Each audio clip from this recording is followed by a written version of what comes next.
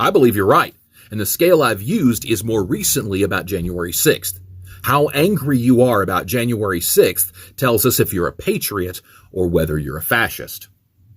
If you're really angry about January 6th, then you're a patriot, true American. But the farther down that anger goes, the more of a nationalist you are, right? Now, you're a nationalist, you're a cousin to fascist. Fascist is the Nazi boys, right? We don't talk about them. And they're fascists, which were nationalists. Nationalists aren't angry about January 6th. True American patriots, way angry about January 6th. So let's break down fascism real quick, okay? Because this is what's important as we look forward to the November elections. The thing about fascism is you don't know you're swept up into it until it's too late. Political scientist Lawrence Britt wrote about the 14 characteristics of fascism. So let's talk about it. Powerful and continuing nationalism. So what does that mean? Think about your church. If your church displays an American flag in equal prominence to the flag of its faith, you're in a nationalist church. They worship the country as much as they do the God. Our patriotism aside, we have to understand that nationalism is really tied closely to patriotism. The second characteristic of fascism is the disdain for the recognition of human rights. Then we've got number 3, identifying enemies as scapegoats for a unifying cause.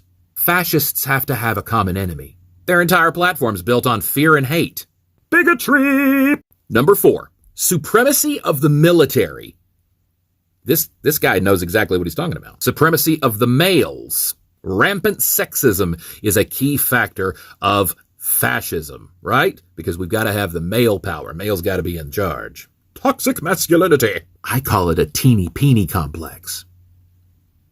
Controlled mass media.